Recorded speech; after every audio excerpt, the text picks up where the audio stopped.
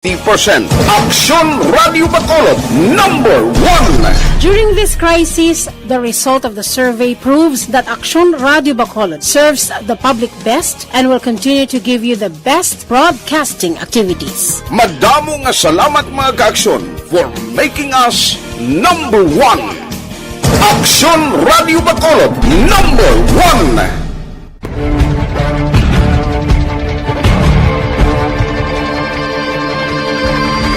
Welcome to the biggest gathering of radio stars in Negros Occidental. This is the biggest and most coveted recognition for people and voices behind the microphone in the island. Liwat nga nagbaton sang pagpasidungog ang mga katapo kag programa sang Aksyon Radyo Bacolod sa ginpatigayon nga tingog kag Handurawan Awards 2021. Ladies and gentlemen, our icon of radio in Negros Occidental this year goes to Fred Salanga of DYEC Aksyon Radio. Ginkilala bilang icon of radio in Negros Occidental, si Aksyon Fred Salanga. Anchorman of the Year, si Aksyon Boy Duran. Ladies and gentlemen, for Anchorman of the Year, and the winner is Renato Boy Duran of DYEC Aksyon Radio. Reporter of the Year, si Aksyon Eric Magmanwa. For Best Reporter of the Year. And the winner is Eric Magbanwa of Aksyon Radio Bacolod. Special awards for broadcast engineering, si Aksyon Henry Espolgar. Our Tingog Kaghandurawan Awards Special Awards for Broadcast Engineering.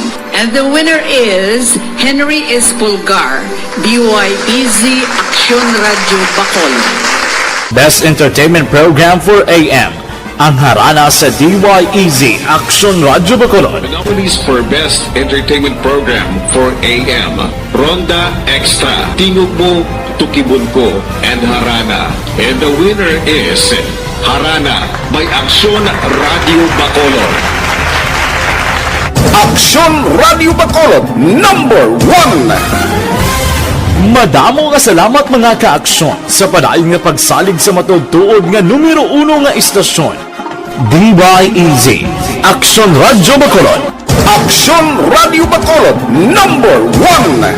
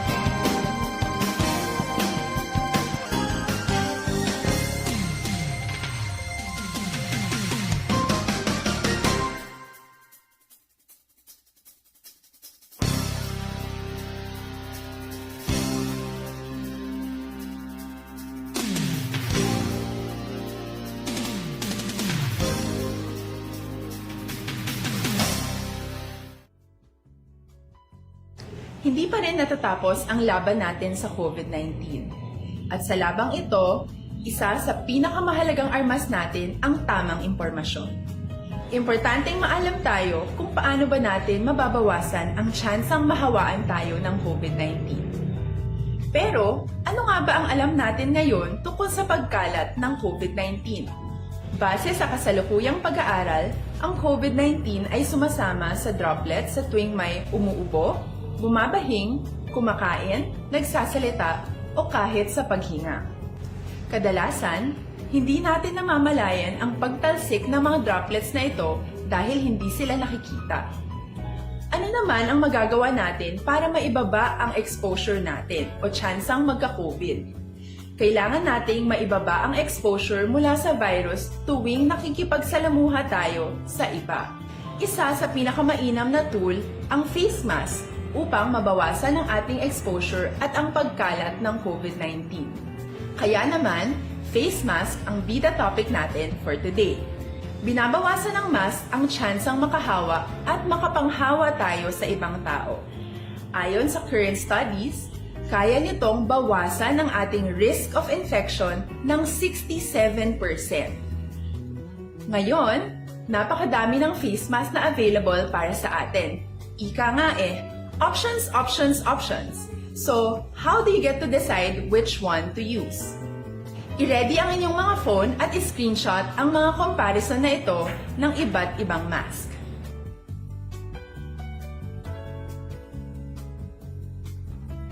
Ngayon, alam na natin na maaari tayong gumamit ng cloth mask. Alalahanin po na hindi pwedeng i-side A at side B ang cloth mask. Labhan ito araw-araw gamit ang maligamgam na tubig, detergent at bleach. Para naman po sa mga medical or surgical mask, tandaan na hindi ito maaaring i-recycle. Itapon na ito pag madumi na, basa na o gamit na.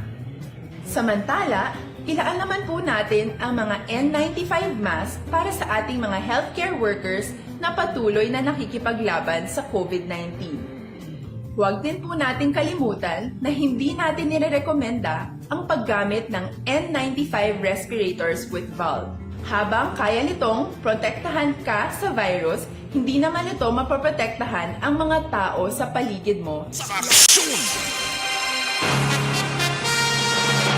Aksyon Radio Philippine Standard Time las 6:13 kagkaroon sa detalye na sang mga balita lokal.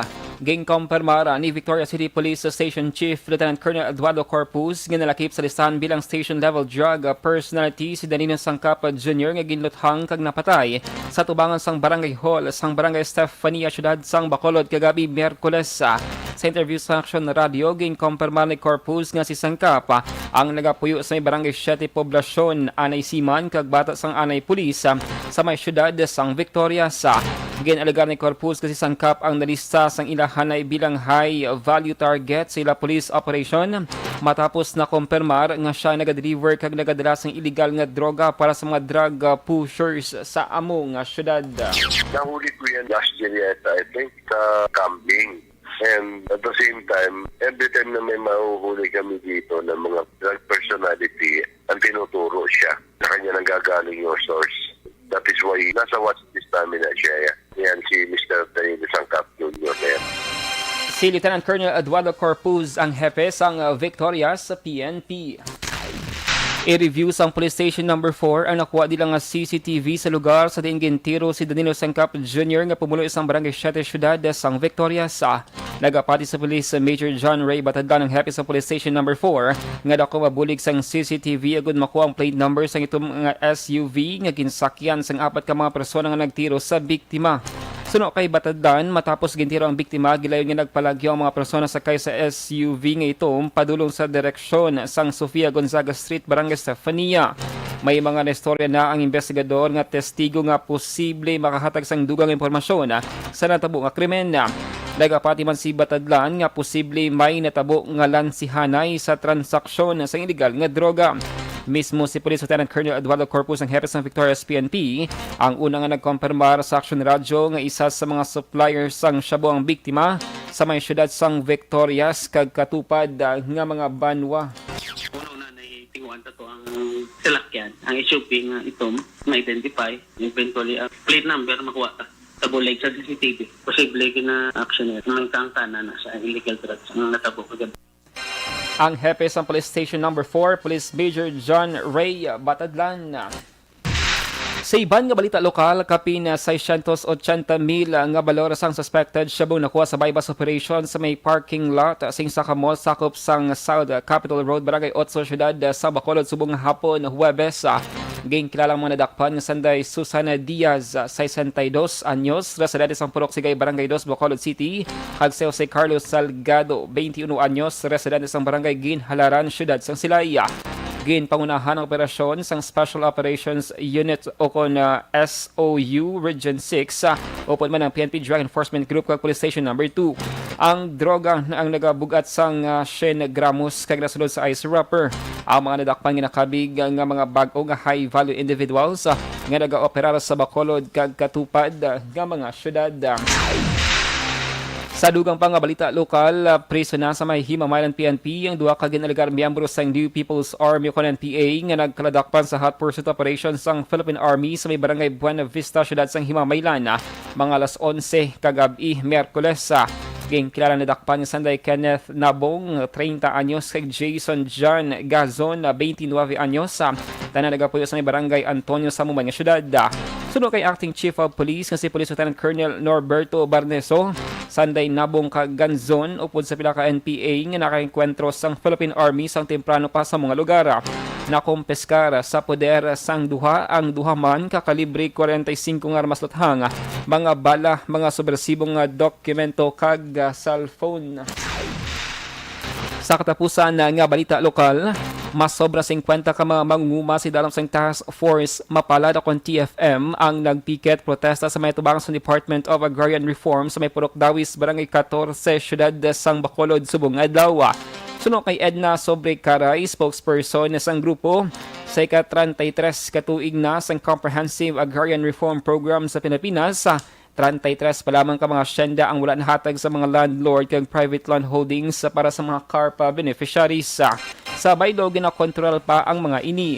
Nagapalawagan man ang mga mangunguma sa tagdumulahan sang Dar Negros nga aksyon na nangini nga problema antes matapos ang termino ni Presidente Rodrigo Duterte. Sa panguluhan ni Digong o ni President Duterte nga ipadasigo na ang implementasyon sa programa sang CARP kay madamo na sang mga farmers naton ang nagahandom sang duta kag hindi lamang subong simple ang ilang sitwasyon, gutom na gid kag yari pa ang pandemic. Nabadyan ang spokesperson sang Task Force Mapalad si Edna Sobre Caray. Sa balita, sa aksyon. Aksyon Radio Philippines Standard Time las 6:19 KBC Plus, maka-aksyon na boost your immunity with KBC Plus. Recommended.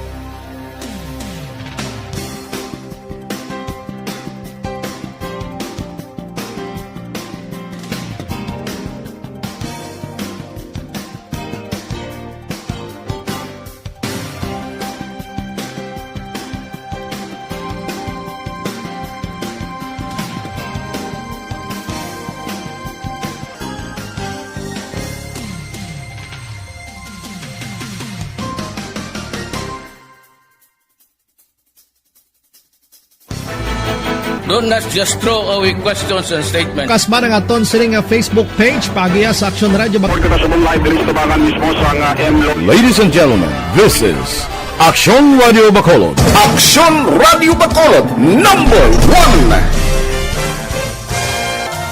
Nagpanguna ang Aksyon Radio Bacolod sa pinakaulihing survey sa nilsing nga kakuha sa commanding radio station share para sa fourth quarter sa tuig 2020. Kami nagapasalamat sa aton mga kaaksyon sa padayon nga pagsalig kag pagsuporta. DYEZ Aksyon Radio Bacolod, number 1 with 40.10% radio station share. Number 2, Bombo Radio, 38.70%.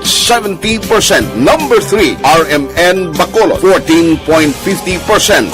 Aksyon Radio Bacolod, number 1. During this crisis, the result of the survey proves that Aksyon Radio Bacolod serves the public best and will continue to give you the best broadcasting activities. Madamo nga salamat mga ka-aksyon for making us number 1. Aksyon Radio Bacolod, number 1. Do not just throw away questions and statements. Kasma nga ton siling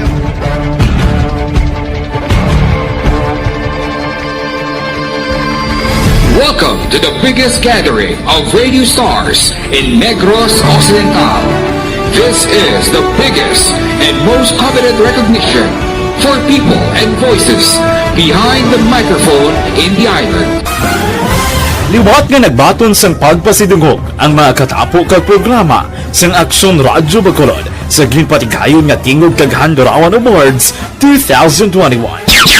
Ladies and gentlemen, our icon of radio in Negros Occidental this year goes to Fred Salanga of DYEC Aksyon Radio.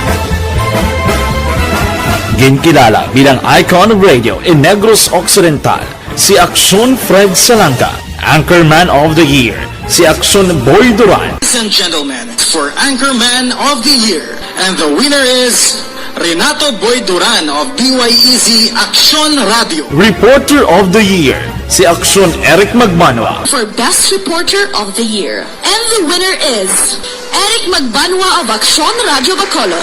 Special Awards for Broadcast Engineering, si Aksyon Henry Espolgar. Our Tingog kag Handurawan Awards Special Awards for Broadcast Engineering.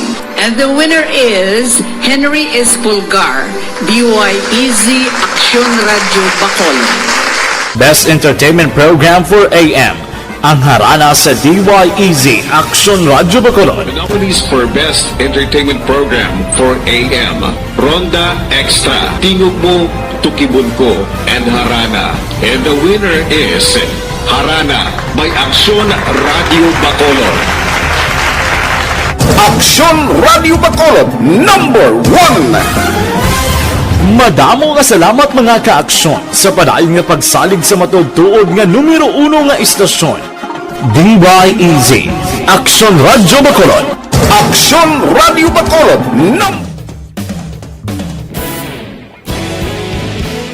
Sa may mga fatty liver, mag-DTX sa...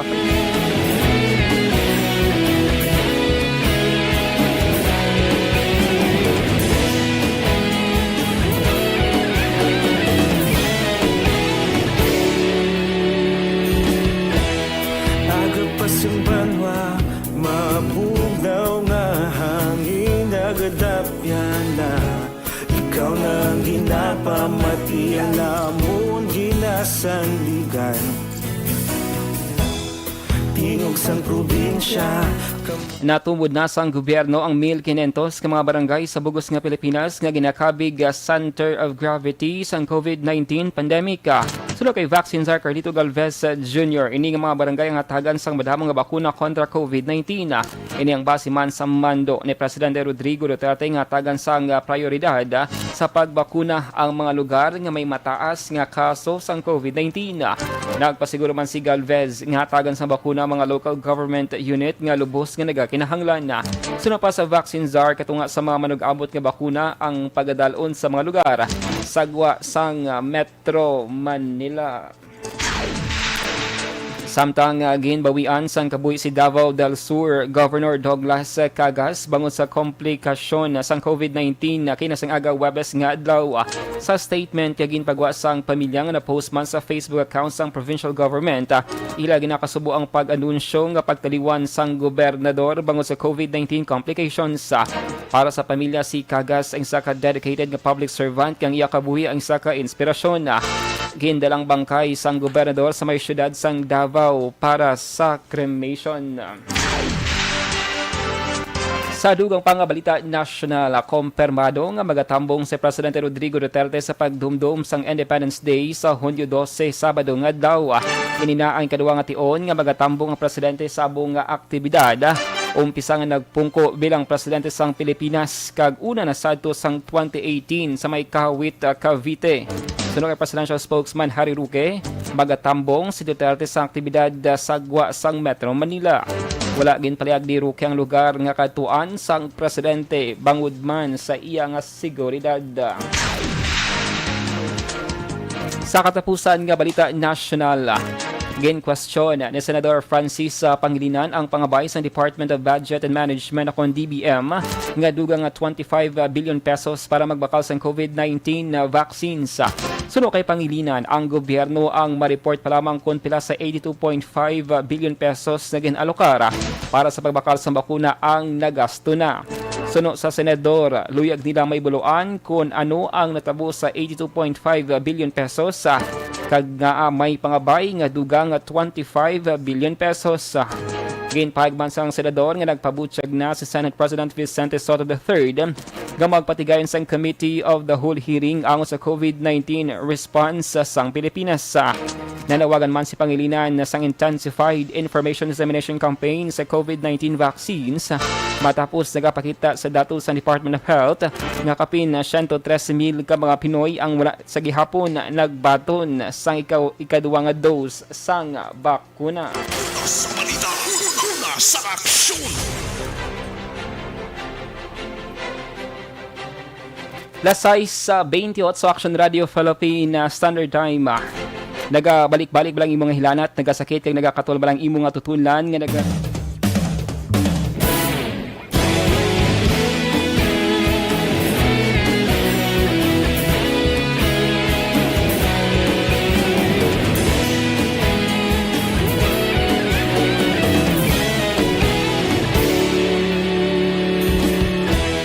Agapasang banwa, mabugnaw nga hangin nagadapyan na. Ikaw na ang ginapamati ang namon ginasandigan. Tingog sang probinsya, kamatuuran. Mga balita sa Aksyon, balita evening edisyon na. Karon nga adlaw Webes sa Hunyo 10 sa tuig 2021. Sa lawat ako ang inyong atag balita Aksyon Day Salazar. Una sa balita, una sa aksyon sa Bacolod Aksyon Radio. Aksyon Radio! Good morning! Nag-coffee ka na ba? Try mo to. Life Extension. Aksyon Radio! Sa Bacolod, Aksyon Radio! Aksyon!